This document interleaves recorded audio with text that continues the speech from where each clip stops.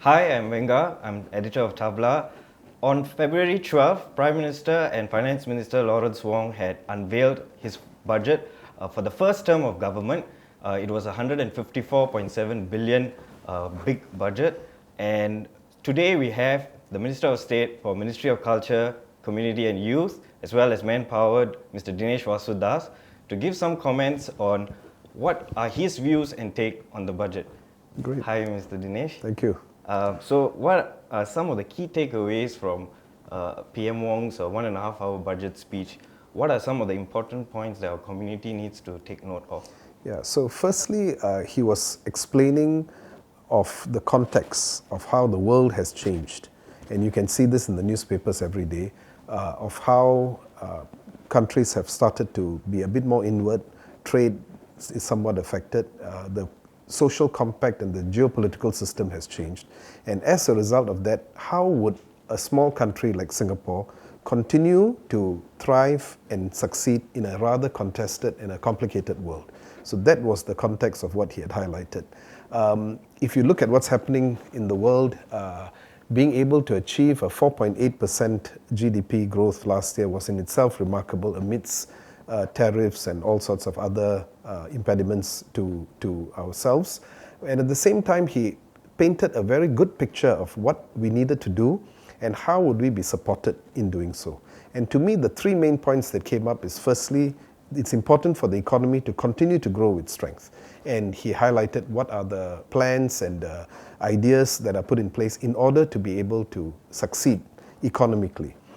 Second, he highlighted what were the support that was given to people, particularly our Indian community as well as every other community, plus the ability for us to support young families, vulnerable families, low-wage workers, and so forth. So that was the second part of it. And third, he painted a picture of what does it mean to be a Singaporean and how do we then strengthen our social compact in a rather contested world. So there were some ideas that he had inside there as well, which I think is very, very exciting. What is the impact of the budget on the Indian community, and how better can PM Wong's messages reach the community? Okay, so while the messages are common to all communities, I think the Indian community can make use of the examples and the plans that we have in the budget to strengthen ourselves as a collective whole. Again, here I think there are some very good opportunities. Firstly, the whole notion of AI provides for opportunities for all of us, and Indians inclusive, to make use of AI to upskill ourselves and find out what AI is able to offer. That allows us to grow in our jobs, that allows us to have opportunities. If we have creative ideas in any field, be it arts or music or even business, we can always use AI to help us to grow into areas that we are probably not looking at today. So, and that must be something that's within the DNA of the Indian community. We have to start improving and keep on improving as we have done over the last couple of decades. The Indian community, as what PM Wong had said before, is a community that punches above its weight. That is true, and we've got to continue punching above our weight and to use the budget to allow us to punch over the weight. Now, secondly, there will be people within the community who might, unfortunately, may need some additional support.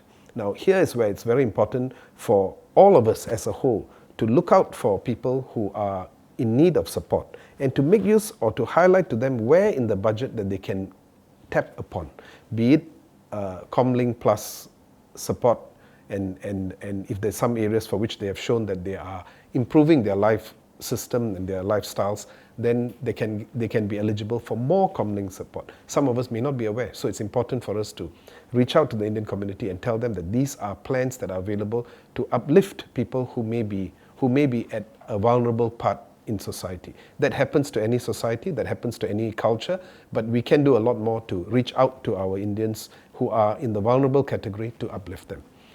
There's quite a bit that was highlighted on students and how do we then use the various schemes that we have to uplift ourselves. And again, I think this will be helpful for our young students and Indian students in particular to look out for it. Important for Indian businesses also to keep a very close watch on what's happening, what are the announcements that the budget has had. inclusive of corporate tax rebates and so forth, all of which will be very, very business friendly. And it's important for us to anchor our Indian businesses, not only in Singapore, but to make use of the funds that PM has announced to explore overseas. He mentioned the $1 billion in terms of SG Startup Equity Fund, and that allows for startups that are showing great promise to venture overseas. So these are wonderful opportunities for Indian businesses, Indian startups within Singapore to make use of these opportunities to then scale overseas.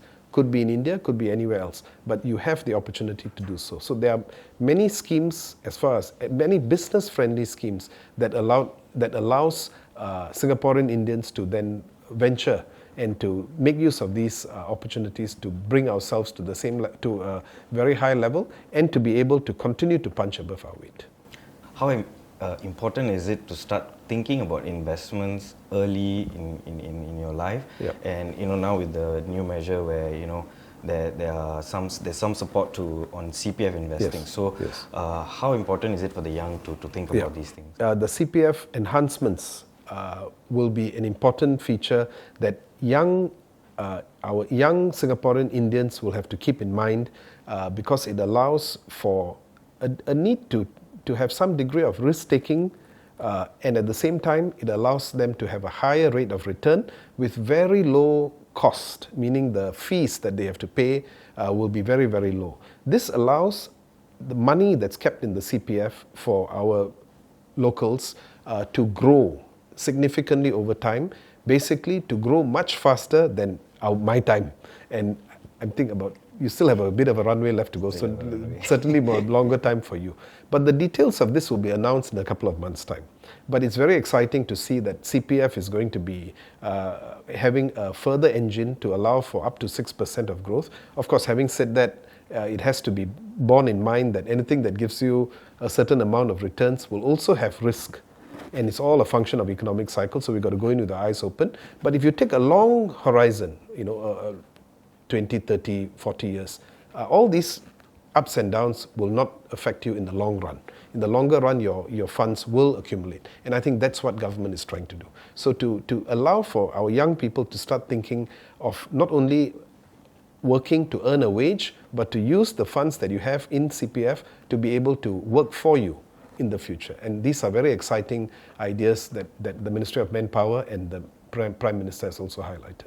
Succinct way of putting together quite a big budget in a very few key points.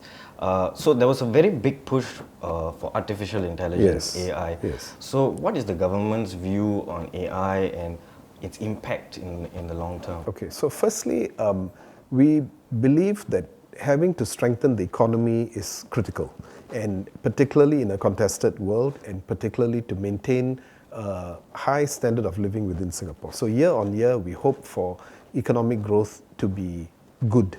But would it be as good as it was last year? It's left to be seen. Secondly, AI, or artificial intelligence, is a key component of that particular strategy. Now, he highlighted several times that you wanted to see the economic growth being translated to job growth. This is very, very important, and I'll come to this later. But artificial intelligence becomes a very important engine for the country because, firstly, you can start to see that businesses and life is transforming as a result of artificial intelligence. Children today are using AI to query and to increase their knowledge. Workers can use AI to improve themselves and to learn about new things. Companies can use AI to restructure themselves and to make themselves more productive and to excel. So AI provides for economic opportunities, AI provides for upliftment opportunities, and at the same time AI allows for all of us to have a stake in what does it mean in the world of the future, where we do need to be equipped. And I think for a country like Singapore, we can harness AI and to be able to use AI to bring us to a different plane. So there were a slew of initiatives he mentioned with regards to AI, the new National Council for AI, where PM Wong himself is going to chair it, and I think one of the more exciting announcements is that you get a premium subscription to either ChatGPT or Gemini for 6 months. Yeah. So as wearing your manpower hat and in terms of upskilling, how important do you think these initiatives are? Okay, so the apps could be beyond the two that you mentioned, but it is applicable for 6 months provided you enroll into AI-related courses. The whole idea is for us to ensure that there's upskilling and greater productivity that happens as a result of AI, but greater productivity and upskilling in general. So I think this is the first most important point that he has raised. At the same time, we want to use AI to be able to uplift jobs. People can use AI to learn new ideas, new things, and so forth. So that was the perspective that was taken. He mentioned about coding as well, where you can actually do coding today without knowing much about coding, because there are AI tools that simplifies coding and that allows you to be a coder even if you do not know how to physically write the computer codes, which we had to learn in school from ground zero. So that allows for individuals to upskill themselves, to learn new skills, and to allow their creativity to then thrive. Businesses can use AI not to replace people, but to use AI to expand their business. And I think that must be the attitude that Singapore and Singapore businesses has. We shouldn't be seeing AI as a threat, but we should be seeing it as an opportunity that allows us to then expand and to grow even further. Because if we don't do that, other countries will, and they will be able to eat our lunch, and therefore we need to be able to do the same in order to keep our stake in the game, particularly from an economic sense of the word. And of course, we have always been speaking of the need for us to have lifelong learning and to keep upskilling ourselves and so on. So it could be at any stage of the game, because AI is not age specific. You could be a middle-aged worker, even a senior worker. You can pick up new skills. You can learn of new things from AI, and you can let your creativity fly. While the employment data is quite positive, there is also a certain sense of anxiety, especially among the young graduates, whether AI is going to take over my job. So in terms of the support that was announced by PM Wong in the budget, how do you think that will help ease some of these concerns? So, firstly, the use of AI will be one that is ubiquitous. Everybody will get to use it equally. So those who make use of the schemes that are available to upskill themselves and to pick up little skills within the domain of AI, that will bring them into a different plane, and that will allow them to be better off in whatever that they're doing. So I think that is the first most important thing that we must keep in mind, right? It's not a tool that only some people can use. Everyone can use it. So everybody has an opportunity to bring themselves to a higher plane. This, I think, is very, very important. Businesses will have to use AI, and I must say that businesses, particularly small and medium enterprises, can make use of AI a lot better in order for them to grow their businesses, so that they can move from small to medium and medium to larger businesses, and AI can be an assistance in helping them to do so. In doing so, they'll realize that you can't replace every human with AI. You must have humans, and it's important for there to be a human touch. Now, of course, it will vary from sector to sector. Certain sectors, maybe the financial sector, IT sector, may have a higher prevalence of AI, and other sectors like the care sector, transportation, etc., may have slightly lesser impact. But nonetheless, AI will be prevalent across all. And the faster we do it and the faster we make use of it, the better we will be for the future. And that is what we should be focusing our energy on. Does this provide for opportunities? The answer is yes. The idea would be for us to be able to, would it then threaten your jobs? I think surely there'll be sectors that may be affected, but it would not be a situation where young graduates will have difficulty finding jobs. Most of our young graduates, particularly from the local universities, gets a job within 6 to 9 months. And if they cannot get a job, there are schemes available in MOM, including the GRID scheme and so forth, that allows them to intern in areas, in certain sectors and in certain companies, and thereafter glide into permanent employment thereafter. So there are many, many schemes that are moving, and I don't think there'll be a situation where our young graduates will be crowded out because there are not enough jobs.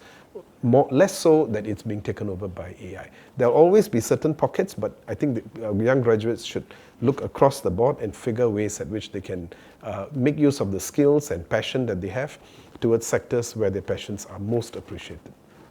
Right, and I think, yeah, so grit is one perfect example that you pointed out. I think the traineeship and support that the government has been giving for the young people has been quite immense, and I think that they should, in a sense, be aware of such support schemes and try to take advantage of it. And coming to, such schemes as well, so in terms of cost of living, it's not a concern just in Singapore, beyond our shores. In most other countries, it is a concern, Yeah. and a lot of measures were announced in the budget to help cope with this rise in cost of living. And what do you think are some of the key support measures, especially for families? Okay, so firstly, I think it was about 1 or 2 weeks ago where the Ministry of Finance put up a paper to the public indicating that what's called the Gini coefficient that measures income disparity between the richest and the not so rich ones has shrunk compared to where we were 10, 15 years ago. This means that the government policies over the last 10 years have worked to reduce income inequality within society. But having said that, there will always be people who will say, I need more support. And my conditions are different. The world has changed. I need to have better support. So many schemes that were announced yesterday includes, for example, the issuance of $500 worth of CDC vouchers in January next year, $570 worth of YouSafe vouchers that are coming up as well, a whole slew of subsidies given to people, especially young children who are going for either preschool or student care. All of this will help to ease up cost of living issues that we might be facing, and that is something that I think we can all benefit from.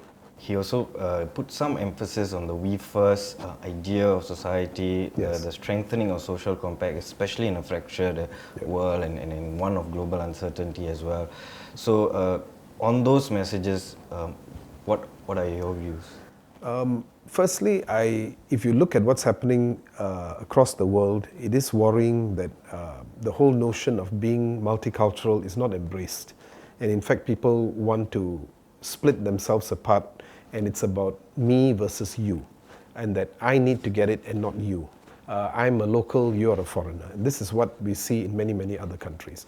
And hence, the notion that the Prime Minister highlighted was the need for us to be we first. He cited that we is the first word of our national pledge, and it doesn't start the national pledge with I. So it's important for us to look at the collective whole rather than to look at us as individuals. We can only be strong as Singaporeans if we look at ourselves as a collective whole, and we look at ourselves as a group. And when we are strong as a group, then we can be strong as a country. So he has highlighted certain plans and policy changes that we're putting in place to strengthen our social compact. Now, beyond the cost of living, which you highlighted earlier, there are other areas that we are looking at, including ways to foster that whole notion of being a collective whole. And as part of that, we've launched a SG Partnership Fund for which 50 million has been contributed inside. And if you have a ground-up initiative of up to $1 million, you can tap onto the fund. Now that will mean that people with ideas of how to strengthen ourselves as a social whole, if we can do programs that are cross-cultural, cross-linguistic and so forth, the SG Partnership Fund is a prime example where your creativity can move, could possibly even use AI in that, and at the end of the day for the purpose of uplifting ourselves as a country. So he has put a sizable amount of money, and I'm sure many Singaporeans will make use of this to make us stronger as we move in this difficult and complex world. So we had a very meaningful discussion with MOS Dinesh on Budget 2026. We covered anywhere between AI, youth, jobs, employment, and support for families and cost of living. For more interesting stories on the budget, do head over to Tabla's website and social media, as well as on our e-paper and print. Stay tuned for more updates on the budget. Thank you.